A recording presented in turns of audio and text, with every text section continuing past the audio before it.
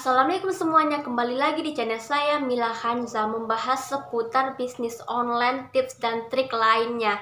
Nah, minggu kemarin saya sempat membahas tentang dropship. Apa itu dropship, apa itu kelebihan dan kekurangannya. Nah, sekarang saya akan membahas tentang dropship juga, tetapi tentang tips menjadi dropship pemula yang sukses. Nah, Kak, bagaimana sih cara tipsnya?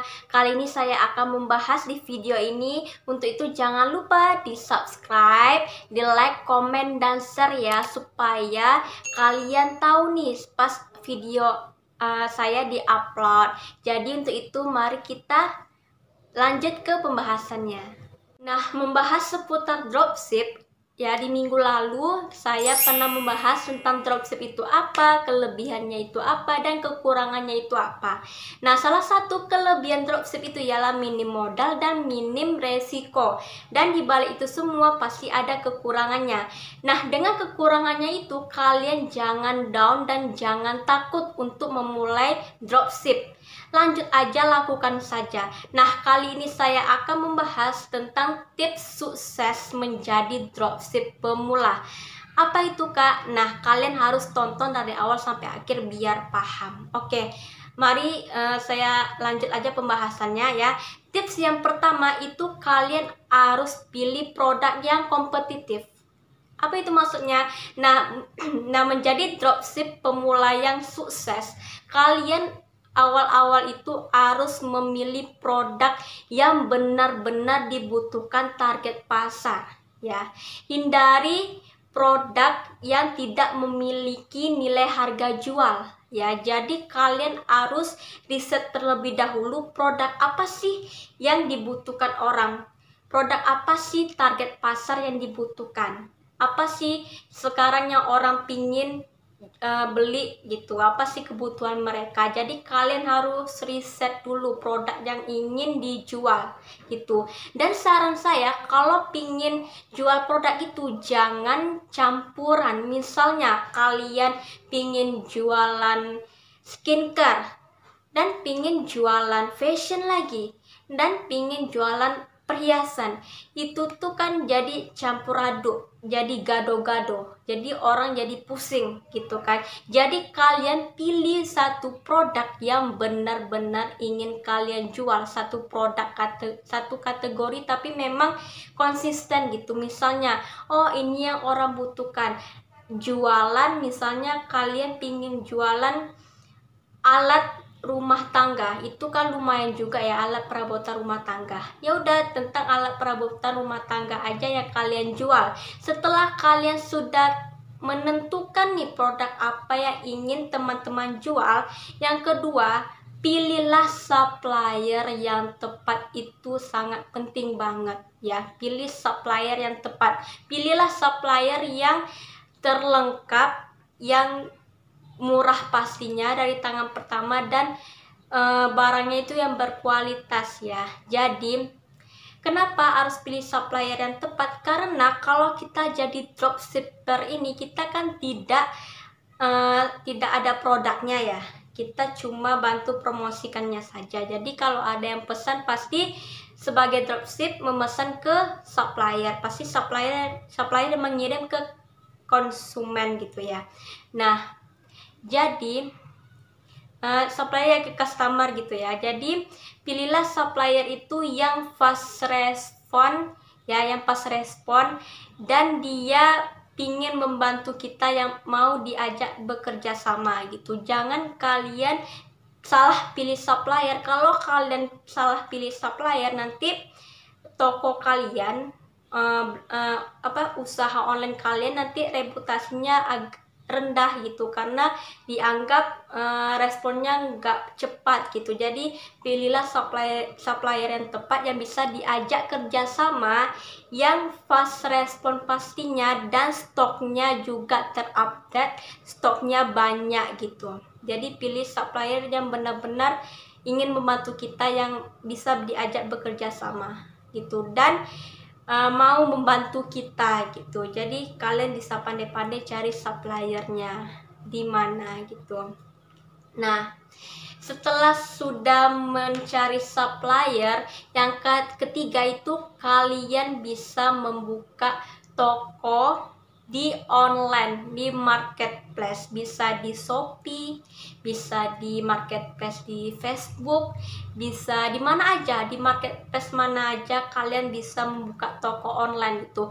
Meskipun ya kalian belum ada produknya ya, cuma nggak apa-apa, nggak apa-apa, buat aja toko di online. Misalnya kalian buat toko di Shopee ya, udah buka aja marketplace-nya. Jadi kalian seolah-olah kalian tuh benar-benar punya toko gitu. Buatlah semenarik mungkin ya, buatlah semenarik mungkin, buatlah logo terus logo, desain, dekorasi toko, semua kalian desain, semua kalian atur ya, supaya toko kalian itu menarik dan bisa customer itu tertarik lihat toko kalian gitu. Walaupun kalian dropship, walaupun kalian cuma dropship dan tidak ada stoknya, tapi ya udah buat aja gitu, buat aja semenarik mungkin toko, supaya customer itu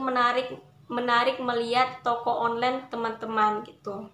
Nah, setelah itu, setelah sudah buka toko online marketplace ya, dan kalian wajib punya aplikasi pendukung. Aplikasi pendukung tuh seperti edit video, edit foto ya, terus ada juga aplikasi m-banking gitu. Jadi misalnya aplikasi untuk foto, bisa kalian buat edit-edit foto itu di PixArt atau di mana lagi ya, pokoknya di Lightroom juga bisa. Kayak video bisa di VN atau di InShot gitu kan. Jadi kalian harus wajib punya aplikasi itu. Karena apa? Sebagai dropship ya, saran saya, walaupun sih sebagian orang cuma tinggal save foto yang ada di supplier, tapi alangkah baiknya kalian setelah dapatkan foto itu, kalian bisa mengeditnya ulang. Jadi jangan sama fotonya dari supplier gitu, kalian harus berbeda.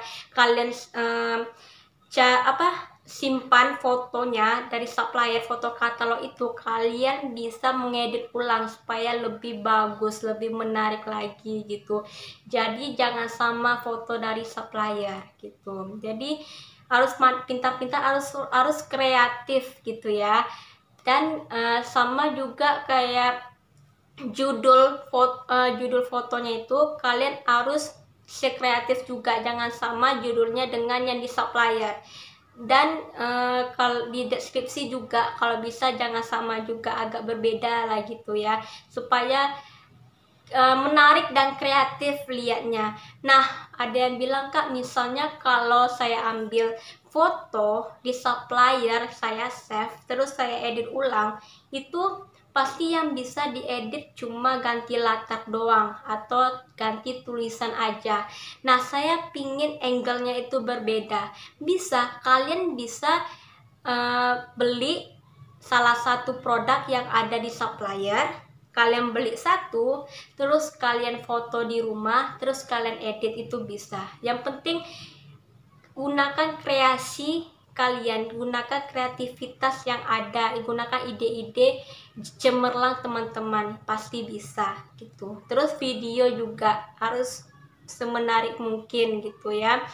Nah, itu saran saya. Terus untuk m-banking itu untuk memudahkan transfer. Kalau ada yang pingin beli ke tempat kalian, jadi kalian bisa kasih nomor rekening dan masuk ke rekening kita. Jadi memudahkan customer untuk membayar produk yang harus dibelinya gitu. Jadi enak dong jadi dropship gitu ya. Jadi minim modal dan minim resiko juga, karena kan barangnya ada supplier aja yang tinggal kirim ke customer gitu. Jadi pokoknya itu harus kalian kerjakan dulu, itu tips suksesnya gitu ya.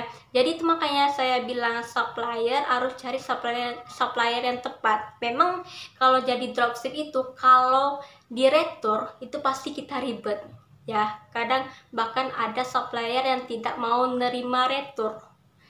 terpaksa kita dong yang bayar gitu ya.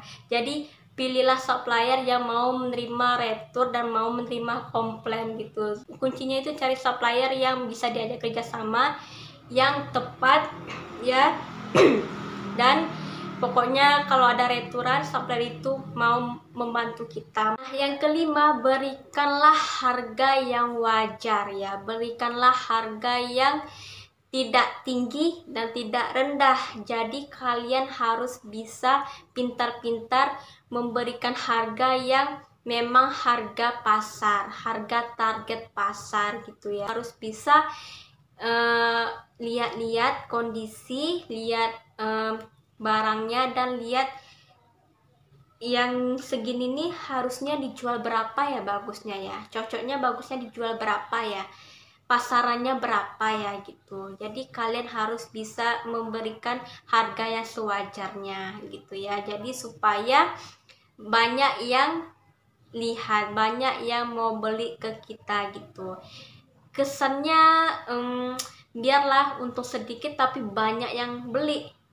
Nah, banyak yang beli, banyak yang kasih bintang, banyak testimoni, pasti dong orang makin percaya dengan toko kalian gitu. Nah, yang keenam itu kalian harus wajib melakukan promosi ya. Nah, untuk dropship awal itu saya sarankan jangan ya ikut-ikut promosi berbayar. Jangan gitu ya. Jadi kalian harus ikut promosi secara organik saja. Banyak dong caranya.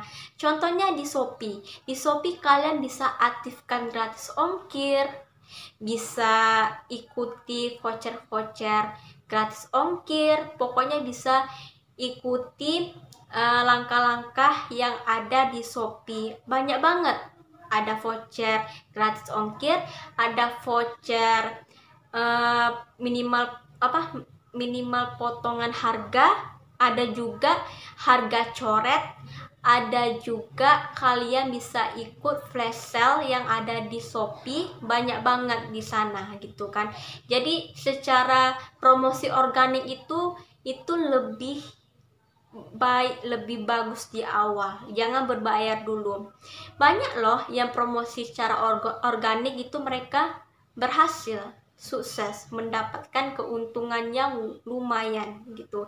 Jadi dengan cara live juga bisa, dengan cara buat konten di media sosial itu bisa juga loh menambah pembeli, menambah juga interaksi pembeli dengan interaksi ke kita gitu. Jadi buatlah konten yang menarik, buatlah live di Shopee atau dimanapun, dan buatlah ikutilah voucher-voucher yang ada di sana gitu. Nah, setelah itu yang ketujuh, yang terakhir, harus konsisten ya. Jadi kita ingin belajar, ya udah kita belajar dan action gitu, praktekkan gitu. Jangan sekedar oh iya ya kayak gini, oke deh nanti deh saya lakukan, oke deh nanti deh gitu. Jadi kapan gitu. Jadi kalian di sini belajar harus action, harus praktek supaya kalian merasakan hasilnya. Pokoknya konsisten, apa yang kalian lakukan, apa yang kalian proses sekarang itu harus konsisten. Walaupun sekarang jualan teman-teman itu masih sepi, masih belum banyak yang nanya, belum banyak yang beli, usaha aja terus, konsisten aja terus, buat aja video, buat aja konten, promosi-promosi kemana saja, nanti hasilnya pasti ada gitu. Yang penting kuncinya konsisten dan harus bersabar. Nah, itu sih sedikit tips dari saya tentang dropship pemula. Sebenarnya kalau tips ini tidak khusus untuk dropship aja, untuk kalian tuh para reseller atau yang udah punya toko juga, ini bisa juga kalian terapkan.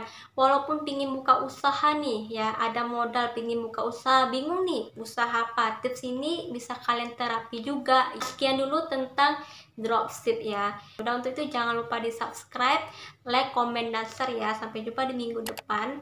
Assalamualaikum warahmatullahi wabarakatuh. Bye.